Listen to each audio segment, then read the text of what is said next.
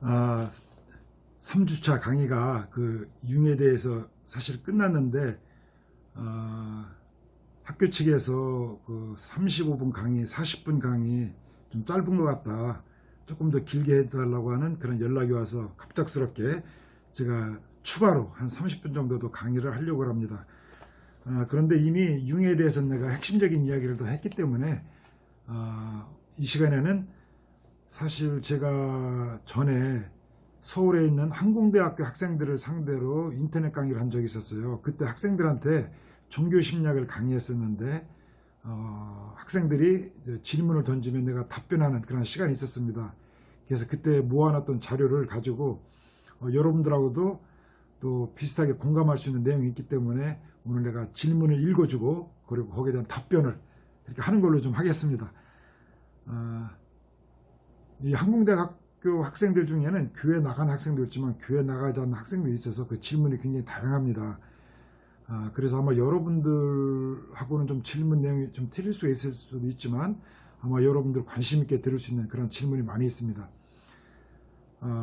네, 이 질문 내용은 굉장히 양이 많기 때문에 내가 그 자료실에 한번 곧 올려놓도록 하겠습니다. 일단은 거기서 몇 가지만 추려서 한 시간 되는 대로 한 30분 정도 제가 질문 답변을 진행해 보도록 그렇게 할게요. 괜찮겠죠? 그래요. 자, 어떤 질문인지 한번 기대를 갖고 한번 여러분 같이 들어주기 바랍니다. 질문입니다. 어렵게만 느꼈던 프로이드와 융에 대한 이론을 알기 쉽게 풀어주셔서 감사하게 생각합니다. 물론 아직 이해가 안 가는 부분도 있지만요. 저는 이전부터 종교에 관해 한 가지 의문을 갖고 있습니다. 이는 아마도 제가 종교가 없어서 생긴 것 같습니다. 바로 사람의 생활과 종교의 관계입니다. 저는 주위에 교회 독실이 나가는 친구들과 그런 이야기를 많이 해봤는데 그 친구들의 얘기로는 인간의 삶의 주체는 항상 자신이 아닌 하나님이라고 합니다. 그리고 우리의 삶은 하나님을 모시고 섬기면서 사는 것이 최고이며 삶의 무엇보다도 중요하다고 그렇게 이야기를 합니다. 그러나 저는 인간의 삶의 주체는 자기 자신이고 건방진 생각일지 모르겠지만 종교는 일상생활에서 마음의 안식과 유안을 얻으며 정신적으로 기댈 수 있는 것이라고 그렇게 생각합니다. 한마디로 종교란 삶의 부수적인 것이라 생각합니다. 어차피 삶을 사는 것은 자기 자신이니까요. 그리고 종교에 너무 집착한 나머지 자신의 생활을 잃는다든가 주위 사람에게 피해를 주는 일들이 허다하죠. 과연 종교는 인간의 삶에 있어서 단순한 마음의 위안인지 아니면 정말 삶의 그 이상의 주체가 되는 것인지 궁금합니다. 어리석은 제자의 질문이지만 교수님의 현명한 의견을 부탁드립니다. 이 질문에 대해서 제가 간단하게 답변한 내용을 한번 읽어보겠습니다. 그래, 삶의 주체는 바로 나다. 그것은 부인할 수 없는 현실이다. 예수님께서도 너의 목숨을 잃으면 온 세상을 얻는다 해도 무슨 유익이 있겠느냐라고 말씀을 하셨다. 자신을 알지 못하고 무조건 하나님의 뜻만을 따라 살겠다고 한다면 이것은 잘못하면 무지에 빠질 수가 있다. 소위 맹목적인 신앙이고 이것은 자기 개인의 삶뿐만 아니라 사회적으로도 큰 해를 줄 수가 있다. 중요한 것은 왜 내가 신앙을 갖고 있느냐에 대한 인식, 깨달음이 있어야 하는 것이다. 부모나 친구가 또는 뭔가 두려움 때문에라면 이는 성숙한 신앙은 결코 아니다. 물론 잘못되었다거나 틀렸다는 것은 아니지만 성숙한 신앙이라고 이야기할 수는 없을 것이다. 살다 보면 누구나 자신의 뿌리, 삶의 의미를 찾고 싶어한다. 이것이 본능적인 것이든 아니면 후천적으로 나이가 들면서 생기는 생각이든 누구나 다 이런 문제를 살아가다 보면 직면하게 된다. 살아가면서 행복, 돈, 명예, 사랑, 친구들과의 우정, 진정한 나 자신의 실현 등 많은 욕구가 있지만 가장 깊은 내면의 나의 모습은 나를 초월하는 그 무엇을 찾는 것이다. 이것은 결코 현실을 도피하거나 무엇인가 나약하게 의지만 하는 것이 아니라 정말 생의 깊이에 도전할 수 있는 용기를 가진 자만이 할 수가 있는 것이라고 생각한다. 그리고 이런 자는 정말 삶의 의미와 행복을 느끼는 자라고 할 수 있다. 그것이 불교에서든 어떤 다른 철학에서든지 찾을 수도 있겠지만, 그러나 나는 개인적으로 기독교 신앙에서 그것을 찾았다고 얘기할 수 있고, 그것은 나의 삶을 진정 용기 있게 살아가는 힘이 되었다. 단지 위로만 되는 소극적 신앙을 넘어서 내 삶에 큰 영향을 미친다. 자, 좀 딱딱하긴 하지만 제가 질문한 걸 다 외울 수가 없어서, 그리고 내가 답변한 걸 다 외울 수가 없어서 이렇게 읽어가는 형식으로 하겠습니다. 두 번째 질문입니다. 교수님 덕분에 궁금해하던 칼 융이 말하는 무의식의 개념을 이해할 수 있게 되었습니다. 하지만 자기 자신의 내면에 자기 모습을 보기 위해 무의식의 개념을 들었다는 건 단어상의 모순이 아닐까요? 의식과 무의식이 만나는 것이 아니고 무의식을 의식의 세계로 끌어들여야 하고자 노력한다는 게 더 옳지 않을까 하는 생각이 계속 드네요. 질문이 좀 어렵죠. 근데 굉장히 이게 중요한 질문이라 제가 여기다 올려놨습니다. 답변입니다. 의식과 무의식이 만나진다고 하는 것은, 이것은 의식적인 노력으로 가능하기보다는 수동적으로 마음의 흐름에 맡길 때 가능하기 때문에 그렇게 표현을 한다. 예를 들어 꿈이나 그림, 음악, 특히 상징을 통해 우리가 무의식을 만날 수 있다고 하는데, 이것은 의식적인 노력보다 그런 것들을 보면서 들으면서 그저 무의식의 흐름에 자기를 맡기면서 그 뒤에 있는 어떤 의미들을 보게 된 것이다. 음악을 들으며 느끼는 감정, 상징, 예를 들면 우리 기독교의 십자가를 보면서 오는 감동, 명상을 통해 내면의 깊이를 보고자 하는 것 등은 수동적이라고 말할 수 있다. 이런 의미에서 노력보다는 만나진다고 말할 수 있다. 어려운 것 같아서 내가 추가적으로 조금 더 쉽게 얘기해 볼게요. 융은 그렇게 얘기했어요. 무의식은 우리가 의식적인 노력을 갖고 찾아가서 만날 수 있는 것이 아니고 무의식에 우리에게 오는 것이다. 그러니까 우리는 수동적이에요. 능동적이 아니야. 만나지는 거야. 어떻게? 아까 얘기한 대로 상징, 그림, 신화 또는 음악, 지난번 강의할 때 내가 얘기했던 교리, 이런 것들을 보면서 만나지는 거예요. 십자가를 통해서 그리스도의 은총, 그 깊이를 우리가 경험하게 되는 거예요. 사실 종교 경험은 능동적인 면도 있지만 또한 수동적인 면이 있어요. 내가 노력하는 것도 중요하지만 결국은 하나님은 우리에게 다가오시는 거예요. 즉 내가 하나님을 쫓아가서 만나는 것이 아니라 하나님을 만나지게 되는 것. 바로 융도 그런 얘기를 합니다. 무의식은 만나지는 것이다. 자, 또 다음 질문. 혹시 질문이 이게 학생이 던진 질문이라 조금 질문이 약간 좀 이렇게 자기도 잘 모르면서 하는 질문도 있어요. 그걸 감안하고 들어주기 바랍니다. 교수님의 강의 중에 이런 내용을 읽고 제가 알고 있던 사실과는 좀 거리감이 있는 것 같아 이렇게 글을 올립니다. 자, 그러고 따옴표를 했어요. 그것은 프로이드의 무의식에 있어서도 적용이 된다. 프로이드의 위대한 발견은 역동적인 무의식을 우리 마음에서 가장 강력한 동기력으로 파악한 것이었다. 그는 인간 개개인과 인류 역사가 무의식에 의해 결정되게 된다는 것과 또한 이 무의식은 자유현상, 꿈 분석 등의 방법을 통해 완전히 탐구될 수 있다고 믿었다. 그러나 비록 무의식의 역동성, 다이내믹, 역동적 본성에 대한 프로이드의 일반적인 주장이 옳았다 할지라도 그 무의식의 내용에 대한 해석은 너무 편협된 것으로 보인다 라는 내용의 글이 있었습니다. 강의에선 무의식의 세계를 우리가 일반적으로 알고 있는 측정할 수 없는 그 무엇인가로 정의를 내렸습니다. 그렇게 얘기하면서 이야기가 이제 비판적으로 이야기를 하는 거예요. 프로이드의 무의식에 대한 편협한 주장이라고 단정 짓기보다는 그의 무의식에 대한 해석이 남들과 좀 달랐기 때문에 그렇게 생각되는 것이 아닐런지요. 남들과 똑같은 생각을 갖고 문제에 접근할 때 자기의 가치관에 의해서 문제를 해석하고 단정 지을 경우 편협한 생각이라고 말할 수는 있겠지만 이는 남들과 다른 생각으로 무의식이라는 세계에 접근했기 때문에 그의 논리는 편협하기보다는 새로운 시점을 우리에게 제시해 준 창조적인 모습이 아닐까라는 생각도 한 번쯤 하게 됩니다. 여러분 이거 이해했어요? 이 학생 한 말? 내가 무의식, 프로이드 비판하면서 여러분 강의 들은 기억나요? 비판하면서 프로이드는 무의식에 대해서 굉장히 편협된 생각을 갖고 있다. 왜냐하면 프로이드는 우리의 무의식에 주로 자리 잡은 건 뭐냐? 섹슈얼리티라고 봤기 때문에. 그건 굉장히 편협한 거 아니냐? 라고 제가 비판을 했어요. 그랬더니 아니 그 무의식에 대해서 이렇게 발견한 거 위대한 거 아니냐? 그걸 편협하다고 얘기할 수 있겠느냐? 그 사람 나름대로 창조적으로 발견한 거 아니냐? 맞아요. 창조적으로 발견했어요. 그래서 프로이드의 무의식 발견은 위대한 거예요. 그러면 그의 한계는 그럼 뭐였느냐? 그동안 아무도 무의식에 대해서 얘기를 하지 않았어요. 근데 이 무의식 안에 있는 그 힘이 우리 인생, 삶을 지배한다고 생각했어요.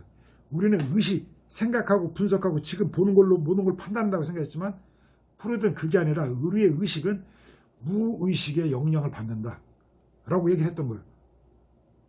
그러니까 무의식의 발견, 무의식이 엄청난 힘을 갖고 있다는 것은 프로이드 엄청난 발견이었어요. 그런데 프로이드는 이거 조금 어려운 얘기인데 조금 해볼까? 이해할 수 있겠어요? 한번 노력해봐요. 내가 조금 어려운 얘기지만 이건 보통 학자들 얘기 못하는 굉장히 중요한 얘기예요. 프로이드가 왜 우리 무의식에 그 성적인 욕구, 섹슈얼리티가 가장 많다라고 얘기했을까? 19세기에 그리고 20세기에 프로이드는 오스트리아, 비엔나에서 정신과 의사를 했잖아요. 오스트리아는 카톨릭 국가였어요. 거의 모든 사람들이 다 카톨릭 교인이었어요. 그런데 정신적인 어떤 문제가 있어서 노이로제, 신경증이 있어서 프로이드를 찾아오는 환자를 보니까 대부분이 크리스찬들이에요. 그럴 수밖에 없잖아요. 국민 대다수가 크리스찬인데. 그런데 가만히 보니까 왜 고민을 갖게 되냐면 꿈의 해석도 대부분 그런 내용이 있어요. 젊은 여성이 결혼했는데 사람은 누구나 성적인 욕구는 다 갖고 있어요. 그런데 사회에서는 성적인 욕구라든지 성에 관해서 생각도 하지 말고 이건 뭐 피해야 되는 것이다라고 억압을 해요. 기독교 역사에서 어거스틴 이래로 이걸 굉장히 억압을 해왔어요. 이거 성에 대해서는 생각도 할 수 없고 얘기할 수도 없고. 오늘 우리는 좀 생각이 틀리죠. 그 누구야 아우성이라고 구성인가 그 양반의 성은 아름다운 것 거라면서 성에 대해서 우리가 조금 더 이렇게 열려진 마음으로 우리가 이제 생각하지만 옛날에는 성의 폭발력이 너무 강하고 사람들을 위험에 빠뜨릴 수 있기 때문에 억압을 했어요. 특히 기독교가 억압을 했어요. 오스트리아 사회가 그랬어요. 그러니까 30대 젊은 여성이 성적인 욕구는 있는데 교회에서 사회에서 그런 거 생각도 하지 말고 억압해요. 예를 들면 여러분 뭔가를 먹고 싶은데 먹지 말라고 막 강요하면 힘들죠. 건강한 사람은 그래 안 먹어도 되고 뭐 참지 뭐 지금 상황이 그러니까 할 수 있지만 그렇지 못한 사람은 이 갈등, 내가 안에 있는 성적인 욕구, 사회에서 억압, 소위 말하면 초자하죠. 초자하는 억압하고 본능은 하고 싶어요. 이 사이에 갈등이 생겨요. 정신이 찢어져요. 마음이 찢어져. 이게 사실 그래서 정신을 분석한다는 게 이런 찢어진 마음을 분석하는 거예요. 그래서 그걸 추스리지 못해서 내가 왜 이러지? 막 힘들어. 그래서 이상한 행동을 하게 되고 신경질적인 모습을 보이고 그래서 프로이드에게 찾아온 거예요. 그래서 프로이드는 사람들을 분석하다 보니까 초자와 무의식이 갈등해서 여기에 나오는 신경증, 노이로제가 생기는데 무의식의 대부분이 즉 자기가 상대했던 환자의 대부분이 무의식 속에는 성적인 욕구를 갖고 있었던 걸 본 거예요. 물론 그가 살고 있던 사회의 일부분이었어요. 오스트리아라는 특별한 사회. 그런 사회의 어떤 환경에 한계가 있었기 때문에 프로이드는 무의식을 얘기했지만 무의식의 대부분은 섹슈얼리티, 성적 욕구다라고 얘기한 거예요. 그래서 여기에 대해서 반발을 하고 나온 게 방금 전에 얘기 들었겠지만 칼 융이 아니다. 우리 무의식이란 거 얼마나 좋은 것도 많고 창조적인 것이 많은데 꼭 성적인 걸로만 보느냐. 잘못되었다라고 해서 뛰쳐나간 거예요. 쉽게 설명하려고 했는데도 그냥 조금 어려워진 것 같더니 어떻게 이해가 됐어요? 강의실에서 만났을 때 이해가 안 되면 잘 적어놨다가 꼭 다시 한 번 더 질문해줘요.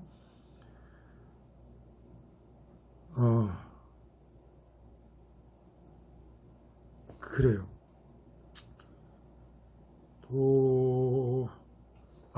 이 질문 있네. 동화와 신화 등에 대한 심리학적 해석을 보면 참으로 놀랍고 신기한 동화와 신화의 이면에 대해서 알게 됩니다. 종교 또한 심리학적인 이론을 바탕으로 재해석, 한다면 상당히 흥미롭고 새로울 것 같은데 여기서 종교 심리학이라 하면 어느 정도의 범주까지를 이야기하는 것인지 궁금합니다. 네, 질문이 조금 문제가 있어요. 하지만 종교 심리학이 어느 정도까지 다룰 수 있는 것이냐 라고 얘기했기 때문에 여기에 대한 질문, 우리가 강의했던 내용 한번 기억해 보면서 제가 답변을 드리도록 해보겠습니다. 종교 심리학이란 글자 그대로 종교를 심리학적으로 접근해 보는 것이다. 이것은 종교 자체, 하나님 자체를 논하기보다 사람들이 했다고 하는 그 종교 경험, 눈에 보이는 현상에 대하여 심리학적으로 설명해 보는 것이다. 여기에서는 종교를 갖고 있는 사람의 눈으로 볼 때 부정적인 입장이나 긍정적인 입장이 있을 수 있다. 중요한 것은 이런 입장이 종교를 더 깊이 이해하는 데 도움을 줄 수 있으나 그것 자체가 종교를 다 설명하는 것은 아니다 라는 것이다. 앞으로 강의가 되겠지만 예를 들어 회심, 우리가 얘기했죠. 종교 생활의 꽃이라고 할 수 있죠. 하나님 만나는 경험. 그런데 심리학적인 관점에서 이 회심을 보게 되면 간단히 이렇게 얘기할 수 있어요. 우리는 이상적 자아가 있고 현실적 자아가 있어요. 이상적 자아는 예를 들면 내가 꿈이 있어요. 내가 한번 설교하면 3,000명이 회개하고 돌아오는 게 제 꿈이에요. 너무 컸나요? 그런데 현실은 어때요? 한번 설교하면 그 다음 주부터 한 사람씩 떨어져 나가요. 이상은 있는데 현실은 그렇지 않아. 내가 뭔가 잘하고 싶은데 현실은 잘 하지 못해. 내가 정말 외모가 굉장히 뛰어났으면 좋겠는데 거울을 볼 때마다 내 외모는 그렇게 뛰어난 것 같지 않아. 그럼 갈등이 생겨요. 사람 마음속에. 이상적 자아와 현실적 사이에. 이게 저번에 얘기한처럼 청소년기에는 특별히 이런 갈등을 많이 겪어요. 그럼 분열하는 거예요. 그럼 회심은 뭐냐? 심리학적으로 보면 나누어진 자아가 다시 통합되는 거예요. 그러니까 자아가 나눠져요. 초자, 원본능, 그리고 이상적인 자아, 현실적인 자아가 통합되지 못하고 찢어지는 거예요. 내가 원하는 모습인데 그 모습을 따라가지 못할 때.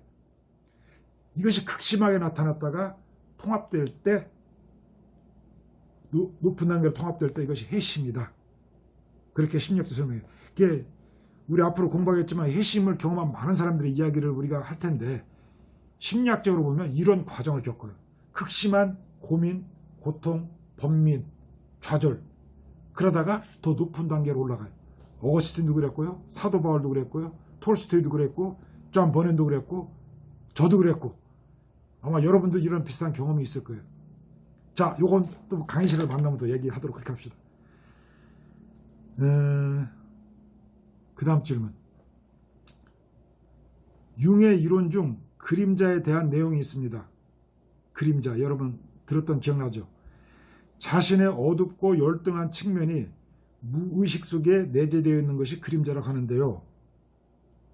제가 생각하기에는 이런 그림자도 무의식 속에 있지만 의식 안에서 형성되는 것이 아닐까 생각되는데요. 꼭 그림자가 아니더라도 모든 무의식은 우리 의식과 같이 작용하지 않는가요? 토론방에 보니까 의식과 무의식을 완전히 분리해서 주장하는 분들이 계시던데 저는 의식과 무의식은 내가 의식하지 않아도 항상 서로 상호작용하고 있다고 생각하는데 제 생각이 틀린 건가요? 알려주세요. 진짜 얘는 힘들게 생각한 거 아니에요. 우리는 의식이 있고 무의식이 있다고 했는데 사실 우리가 의식과 무의식이 같이 이렇게 올려져 있는 게 아니냐? 저도 그 질문을 듣고 생각해 봤어요. 맞다. 의식과 무의식은 나눠서 설명하지만 어떨 때 보면 우리 안에 있어서 늘 상호작용을 하는 거예요. 나도 모르게 무의식이 나타나는 거예요. 내가 이유 없이 짜증을 내고 화를 내요. 의식적으로 내가 화를 내고 짜증내려고 하지 않았는데 나의 어렸을 때 경험, 무의식에 있었던 그것들이 나도 모르게 나에게 영향 줘서 그렇게 내 말이 뛰쳐나오는 거예요. 내가 이상한 행동을 해. 왜 이러지? 근데 무의식이 영향을 주는 거예요. 내가 살아가는데. 그런 의미에서 봤을 때는 영향을 많이 줘요. 저도 가끔 강의하면서 논리적으로 준비해서 얘기하다가 나도 모르게 강의하는 도중에 갑자기 어떤 기쁨 혹은 두려움을 경험하게 돼요. 그런 거 보면 나도 어떨 때 내가 왜 이럴까 하는 생각을 해요. 그러면 살아가면서 의식과 무의식이 동시에 무의식의 영향을 받아서 의식도 또한 그렇게 움직이고 상호작용하는 것들을 볼 수가 있어요. 역할의 차이죠. 우리가 이론적으로는 의식, 무의식이겠지만 사실 무의식은 끊임없이 우리의 의식의 세계에 영향을 주고 있어요. 자,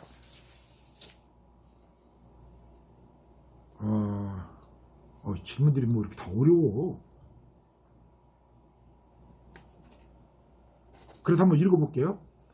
집단 무의식의 내용으로서의 원형은, 아키타입, 원형은 우리 그림 원 그렸을 때 제일 안에 있는 원형은 무한한 에너지 때문에 그것이 의식과 만나는 경험에서 자아란 건 의식의 중심이 자아죠. 자아는 그것을 다스리기보다 오히려 그 힘의 지배를 받게 되며 이는 종교적인 경험과 유사하다고 하셨는데요.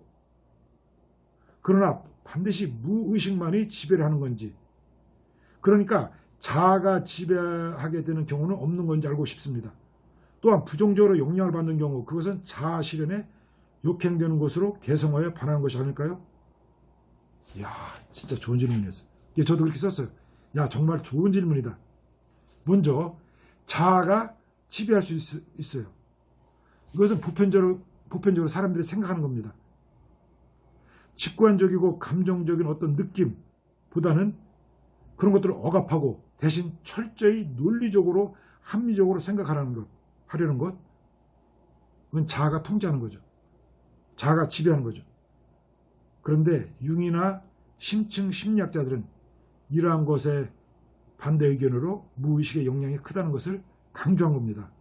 어떤 것이 맞을까? 우리가 의식이 지배하고 산다고 한 것이 맞을까? 일반적으로?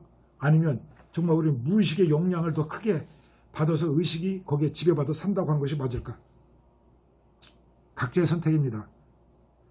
그런데 어쨌든 중요한 것은 우리는 의식만이 우리를 지배하고 의식이 전부다라고 생각했는데 아니다. 무의식의 힘이 얼마나 큰가 하는 것을 생각해보게 한 것, 프로이드, 특별히 융의 큰 공헌입니다.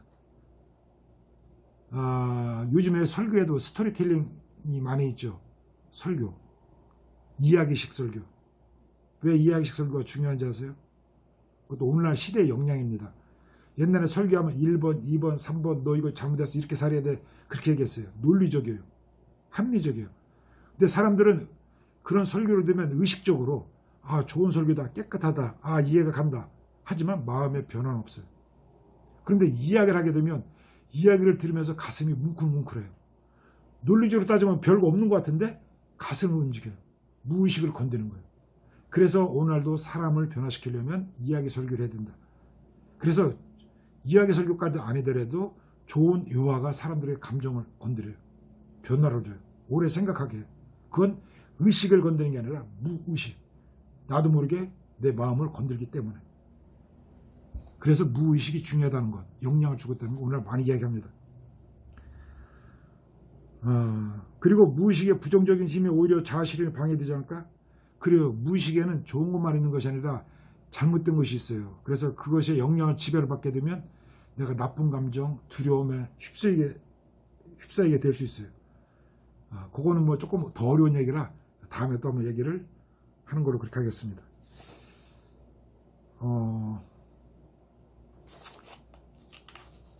막 지금 내 질문 내용을 지금 이렇게 봐요. 굉장히 또 많이 갖고 있는데, 좋은 질문 많은데 지금, 시간은 35분 이내로 끝내도록 할게요. 자, 하여튼 그 다음 질문. 저의 작은 할아버지께서 목사님이셨고, 작은 아버지께서도 목사님이십니다. 모태 신앙으로 자라온 제가 중학교 이후로 교회도 나가지 않고 기도도 하지 않습니다. 그것은 하나님을 믿지 않게 되어서도 아니고 성경 말씀을 의심해서도 아닙니다. 제가 기독교의 해이를 느끼고 마음의 문을 닫은 것은 기독교인 때문이었습니다. 종교라는 것이 사람을 보고 믿고 어쩌고 하는 것은 아닌데 저는 어떤 종교의 신자를 보고 심한 해이를 느끼게 되었고 한편으로는 믿음이 있는 자들이 종교 전쟁이나 일삼으며 무고한 사람들을 희생시키고 종교를 내세워 사기치고 죄를 범하는 사람들이 자꾸만 생겨나는 모습을 보게 되고 그래서 27살이나 먹은 아직까지도 종교란 무엇인가에 대해 개념이 잡히지 않고 있고 종교에 대한 회의는 계속되어 오고 있습니다. 그런 이유에서 이 수업을 선택하게 되었습니다. 교수님, 너무 막연한 질문 같지만 도대체 종교가 무엇이건데 사람을 이리도 혼란스럽게 만드는 것입니까? 그리고 저의 이런 회의와 혼란이 정당한 것입니까? 주님께는 큰 죄가 되는 것이 아닌지요? 여러분, 이 학생의 질문 이해할 수 있겠어요? 제가 했던 답변 그냥 한번 읽어보겠습니다. 너의 진지한 고민이 담긴 질문해줘서 고맙다. 종교에 대해 고민을 한다는 것은 자연스러운 현상이다. 그런데 왜 고민하게 된 것일까? 몇 가지 이유가 있다고 본다. 첫째, 청년기에는 심리적으로 볼 때 이제까지 배워온 모든 것에 대해 비판적인 질문을 하는 시기이다. 이것은 종교뿐 아니라 기존 구원에 대한 도전 등에서도 나타난다. 두 번째, 이제까지는 종교를 믿느냐 안 믿느냐, 즉 주어진 교리를 믿느냐 안 믿느냐 하는 관점에서 보았기 때문에 고민이 생기는 것이다. 살아가면서 1 더하기 1은 얼마죠? 이거 누구에게나 물어봐도 똑같은 답이 나오죠. 또는 사과나무에서 사과는 왜 떨어질까? 누구한테 물어봐도 똑같아요. 만유인력의 법칙. 그러니까 어떤 질문들은 제 질문이 주어졌을 때 객관적이고 분명한 답이 주어집니다. 우리가 살아가면서 만나는 대부분의 질문은 그런데 객관적 질문이 아니라 주관적 질문입니다. 예를 들어서 우리가 흔히 하는 사랑은 무엇입니까? 여러분, 사랑이 무엇이에요? 옛날 유행가 가사를 아는 사람 눈물의 시합. 어떤 사람은 사랑은 글쎄 기다려주는 것, 사랑은 달콤한 것, 사랑은 아껴주는 것. 아마 여러분 한번 아마 다음 주에는 다음 주가 되겠죠. 이제 실시간 수업하게 될 텐데 그때 이런 질문 던지면 아마 굉장히 다양한 답이 나올 겁니다. 그런데 이 답이 다 틀렸다? 아니죠. 다양한 대답은 우리가 사랑이라고 하는 것에 대해서 조금 더 깊게 이해할 수 있도록 도움을 줍니다. 하나는 맞고 하나는 틀리다의 문제가 아닙니다. 더욱이 종교라고 하는 주제는 하나의 답으로 해결할 수 있는 간단한 문제가 아니기 때문에 여러 입장이 있을 수 있고 따라서 이 사이에 갈등이 있을 수가 있습니다. 이걸 전제해야 됩니다. 세 번째, 의심과 회의를 부정적으로 볼 수도 있지만 나를 포함한 많은 사람들은 그것이 오히려 신앙에 대해 정말 깊이 있는 이해에 도달하도록 도우며 더욱 좋은 신앙이 될 수 있도록 만들어주는 긍정적인 모습도 있다고 보고 있습니다. 네 번째, 제가 그냥 이렇게 나눠서 답을 한 거예요. 네 번째, 종교라는 주제는 인간이 추구할 수 있는 가장 깊은 경지에 있기 때문에 한계를 지는 인간으로 고민하는 것은 당연하다고 본다. 다섯 번째, 그래서 내가 좋아하는 말이 하나 있는데 그거는 뭐냐면 Faith Seeking Understanding. 이걸 써놓아야 되는데 이제 안 써놨어. 그냥 얘기할게. Faith, 신앙, Seeking, 추구하는, Understanding, 이해. 우리말로 하면 이해를 추구하는 믿음. 이건 어거스틴의 방법론이 됐어요. 즉 믿어요. 일단 믿어. 그런데 어떤 글자에 얽매이는 것이 아니라 열린 마음을 가지고 더 알아가고자 하는 마음. 이것이 중요하다는 거예요. 내가 믿는다고 해서 그걸로 끝난 게 아니라 더 알아가려고 하는 마음. 그래서 어거스틴 여러분 이름 들어봤죠? 유명하잖아요. 그 어머니 모니카의 기도 때문에 회심했다고 얘기하지만 어거스틴이 엄청난 책을 썼어요. 여러분 이제 신학을 공부하면 많이 읽게 되겠는데 뭐 대표적인 거 신의 도성 엄청난 분량입니다. 왜 그런 책들을 다 썼을까? 그냥 믿으면 끝인데 설명해야 될 것들이 너무나 많이 있어요. 나는 믿지만 더 하나님이 어떻게 역사하시는지 더 알아가고 싶다. 더 이해하려고 노력하는 거예요. 바로 이때 우리는 참으로 스스로 깨닫고 생각하는 성숙한 믿음을 가질 수가 있어요. 그래서 제가 이제 그 학생한테 이렇게 대답을 했습니다. 너의 혼란을 두려워하지 말고 그것이 오히려 자연스러운 것으로 받아들이면서 진실로 스스로 생각하고, 즉 남의 강요나 생각 없는 믿음이 아니라 스스로 깨달아가는 신앙의 모습을 가질 수 있기를 바란다. 신앙의 삶도 순례의 길과 같은 것이다. 단지 마음의 평안만 얻기 위한 도구, 물론 이것도 중요하지만 그 이상의 것이기 때문이다. 단순한 대답을 기대했을지 모르지만 너는 이미 이 길을 가고 있기 때문에 내가 좀 어렵게 대답을 해봤다. 우리를 사랑하셔서 목숨을 주시고 죽음을 이기고 부활하신 그리스도의 사랑이 늘 함께하길 기도하며 이렇게 하고 마쳤습니다. 시간이 30분이는데 또 어떤 질문을 먼저 해야 되냐. 조금 넘겨볼게요. 지금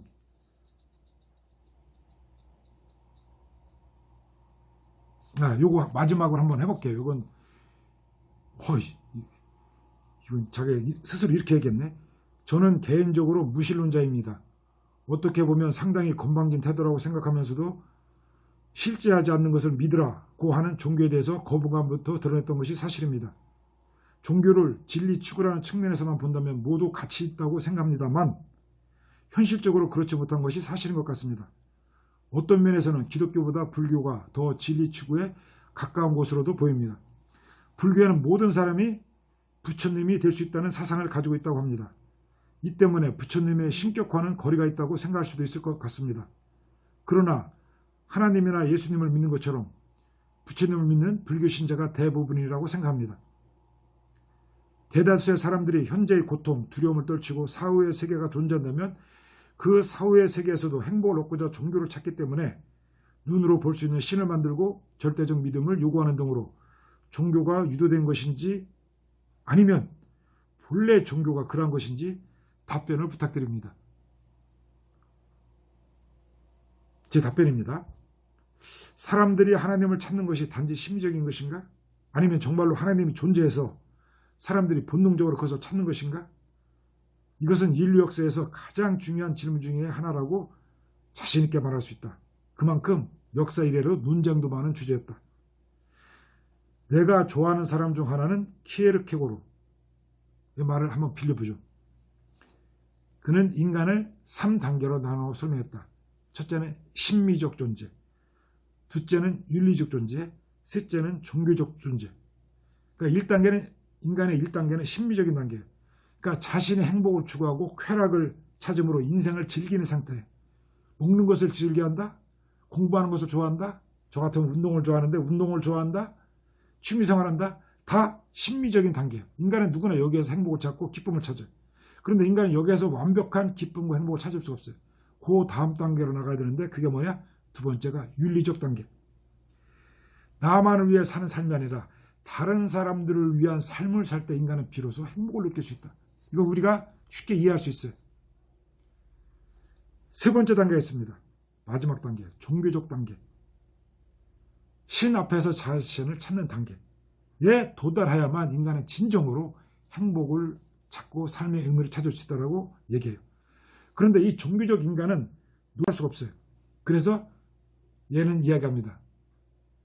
비약을 통해서 립이라고 해서 LEAP, 립, 점프를 통해서만 종교적 단계에 갈 수 있다. 우리말로 말하면 신앙의 결단을 통해서.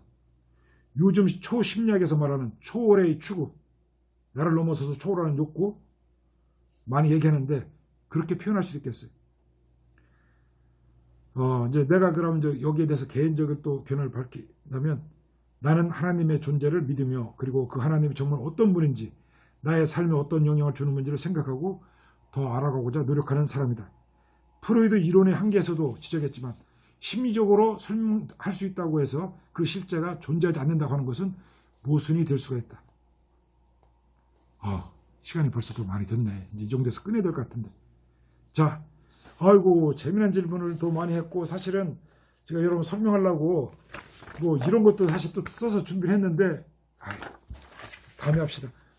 여러분 하여튼 이번 강의까지는 이렇게 얼굴 보고 내가 일방적으로 강의했고 아마 다음 강의부터는 아마 학교에서 실시간 동영상 강의한다니까 실시간으로 아마 만날 수 있을 것 같아요.